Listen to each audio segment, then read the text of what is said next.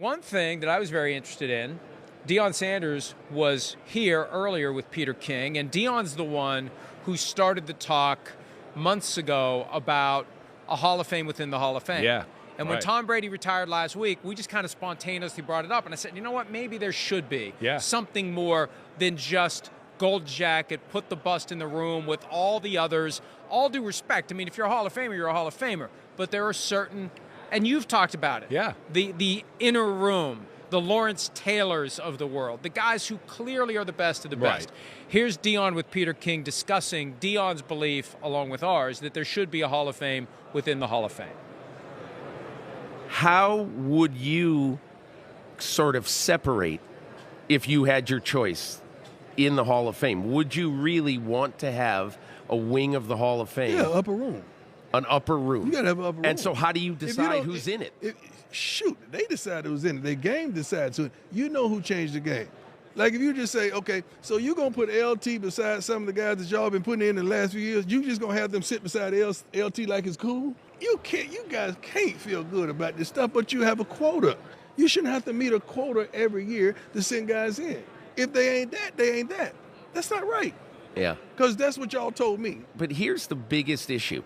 How in the world would you decide who goes in the upper room? You say, well, they'll choose the upper room. You know what? You know who should decide? We should decide that. Y'all need to get out the way and let us decide the upper room. Y'all have done your thing, and I appreciate that. I appreciate it immensely because you earned the right to be on that committee to vote. The upper room, that should be us. Because when we're together, we know who ain't got no business in that. Oh, that's great. That's great. I can listen to that all day. Awesome interview by Peter King of Deion Sanders. And we talked to him off there for a second. Let the Hall of Famers decide who's in the upper room. I think that's great. I hadn't thought of that before. Yeah. Do it. Well, they know. Yeah, no doubt about it. I mean, I think there's a lot of those conversations that go on already where Hall of Famers go, I mean, who's that? Why is he, I played against him. He doesn't really, we never looked at him as a Hall of Fame player, right? Unfortunately, I think Deion makes the right point. The quota is a huge problem. They don't do that in Major League Baseball. No, they got to have a certain number. Look, it's a business. I know. It's a museum. Canton is relevant to the sports world one weekend out of the year. And that's fine. Nothing against Canton. Sure. But without the Hall of Fame, Canton is just any other mid-level city that doesn't have an NFL team that is like every other place that doesn't have an NFL team. Yeah. It's got the Hall of Fame. It's the epicenter of pro football for one weekend out of the year. And so you got to have 8 busts. You got to have maximum hotel stays. Village. You've got to have, village. Not a word. If it was anybody else, I'd say probably a word, village. And watch, it's probably a word. But, the parade, maximum people, fans there at the games. They tie in the games to who's in the Hall of Fame. So, and every year I'm like, and we're going to get the names tonight of the new class. And there's going to be a couple where I'm going to be like, come on. Yeah. But they have, there is a quota. I know. Every year. Push them through. It's a quota. It's become way too political, as we've discussed. I think we both know little stories about certain guys behind the scenes where it's like, they didn't make it, but they're not going to take no for an answer. And they're just going to continue to beat down the media that they know and other players they know to prop up this conversation until they get in. And I don't just think that's right either. That's to me, I know. Best example is Eli Manning. Well, and look, Eli Manning's a borderline case, but because last name is Manning, and now he's got this media career, and he's going to have Peyton pushing him and his dad pushing him, the voters are just going to get, like, how many years can you resist putting Eli Manning in? He's getting in. And okay, if he gets it, he shouldn't get it in first ballot, but you're right. I think that's a guy that you'd go, But you look at the numbers, you could make the argument. His career winning percentage is 500. Or is it below 500?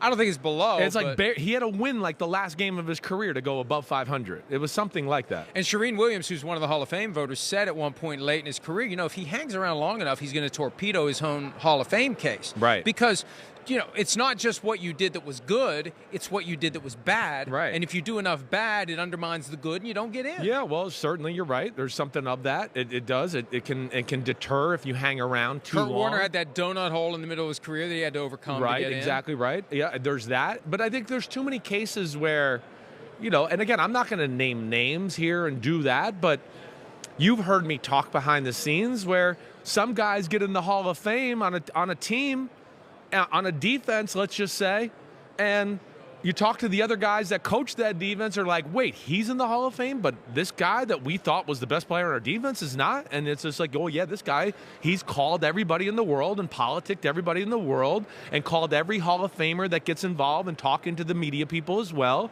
And it just, now they're in the Hall of Fame. And that's where it's gone, it seems sideways a little bit over the last few years. And I know why it frustrates you, because if your dad was willing to play that game, he'd be in. But your dad's not playing that game. Your dad's not. And that's the right way to do it. Like, your resume speaks for itself.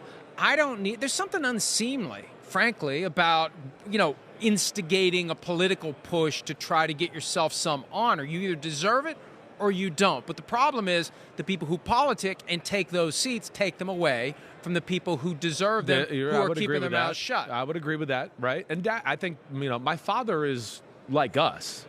He's more like, wait, the Hall of Famers are guys like you don't even discuss. Like, it's like, oh, yeah, John Elway. Oh, Lawrence Taylor. Yeah, Reggie White. Right, that's them. I don't know if he never viewed himself in that class. But to your point, then he started to see some people get in, and he's like, wait, they're in? You could talk to anybody in my era, and they tell you I'm better than that guy, but I can't believe he's in, and whatever. So, yeah, that's where it's become a little confusing, and maybe the answer is to what Deion's been saying all along, is that it just needs to be a special room where, okay, yeah, they get voted in by the media, boom, now the Hall of Famers or a special group of Hall of Famers votes in, wait, does anybody in this class deserve to be in our little area here? I can get behind that. I think there's some logic there. And, there will still be political efforts among that. Right. But the reality is, and I trust Deion in this regard, he's going to put his name on that. He knows who belongs. And he would be a great gatekeeper. If one of the upper room Hall of Famers or one of the lower room Hall of Famers who's in the process of deciding who gets in is trying to push a friend. Yeah, right. It's like, come on. And you let them hash it out among themselves without anyone else around. Let the football players who are the best of all time work it out among themselves. Let their personalities work it out, and they'll know. They'll know who belongs in. I love that approach. I do, too. Guys like Deion and Ray Lewis and Ed Reed and Peyton Manning, they watch the game to a point where they know who those guys are. They're following everything. That's why Deion can speak to it the way he can speak to it, is he's a great fan that watches it all, you know too. What else you do? You know what else you do? You televise it. Oh. You televise it. With Deion and Ed Reed and Troy Polamalu and all of the Hall of Famers figuring out who deserves to be within that upper room. Right. And I've said, look, okay, you have your Hall of Fame class. You could do one member of the upper room. I like that. I like that. It's less clunky than Hall of Fame within the Hall of Fame. Right. The upper room, one a year for 10 years. Do the first 10 that way. And then maybe do it every other year after that. But you could come up with a formula, and you got to have an initial, like, who are the ones of the Hall of Famers now? Yeah. And then moving forward, you got to have a process for it, but they'll just know. Like with Tom Brady, we know. It's nobody else. It's Tom Brady. Now, Peyton Manning, I don't know. Would he be in the upper room? I'll let the Hall of Famers figure that out. Oh, come on. Of course he would. Okay, he's in the upper room then. Yeah. I just want to be, because it's two quarterbacks from the same era. I got you. I feel like it should only be one. Oh, well, okay. I know. But there can have more one than upper room type of player at a position in the era, right? Yeah. And Troy, you just said Ed Reed and Troy Polamalu. We're not going to cancel one of them out, right? Because the other one happens to be a safety. Right. That's They're fair. both amazing. All right, Peyton's in the upper room. Yeah. But not Eli. Well, I'm not. I mean, no, he's not. I don't mean to be. I mean, that's the all difference. the respect for That's Eli. the difference. But you're right. Even if Eli's getting a gold jacket at some point, but Peyton's upper room, Eli's not. Yeah. It's obvious, it's simple, and Deion would agree. When I played, I mean, if we played the Colts or the Giants, listen, respect for Eli and all that. And you know my thoughts. He's one of the greatest Giant quarterback of all time. But it wasn't like playing Peyton. Peyton, like, the whole organization was on edge. Oh, my gosh, it's Peyton. Hey, we can't do this or he's going to do that. We can't show this too early or he's going to check to that. I mean, it was like an inevitable force. Oh, wait, the Colts got the ball and they're down by 6 in the fourth quarter. It wasn't like, oh, I hope we can stop them. It's just like, man, I hope they go down and score quick and we have some time left. And I didn't get to play against him. I was backup in these situations. But it was like he was a force of nature. Peyton Manning in his prime, I could argue he's the greatest I've ever seen in his prime, so he would definitely be upper room. I've actually heard people say they were more concerned about facing Peyton than facing Tom Brady. Well, from that perspective, agreed. of everyone is scared to death. Agreed. I think that is the total truth. My experience, and when I was on teams that played Peyton, and we were on teams that played, New England was a little bit more about the whole team, and it wasn't just like, Brady at the line of scrimmage making checks and always doing the right play. It was just about, man, they do a lot of things right as a football team. When I was on Tennessee or Tampa or Denver and we played Peyton, it was like the most stressful week of the year for D coordinators. And you could tell the secondary guys and everybody was it was another stratosphere of stress, and we got to disguise and do all these special things. And that's why Peyton was Peyton Manning. And they are the alphas of the alphas. Yeah. I trust them to come up with who else belongs because they know it undermines their own status if they let somebody in the upper room who shouldn't be in. Right. Just the way Deion explained it was great. Oh, it was great. Deion, I could listen to Deion all day. I could too. I kept waiting for that clip to go on. It's like, I want to hear more. It's a great explanation. I'm glad Peter King got into it with him because it's relevant now that Tom Brady's retired and he would be in that upper room. And I don't know who all gets in. That's the thing. They know who gets in. It's just the best response. We know. Yeah. And they know. Right. The players who belong in it know. And it shouldn't be all that difficult. Not nearly as difficult as it is to draw the line as to who gets in the Hall of Fame and who doesn't. Hi, it's Mike Florio. Thanks for watching PFT on YouTube. Hit subscribe for the latest news and analysis from Pro Football Talk.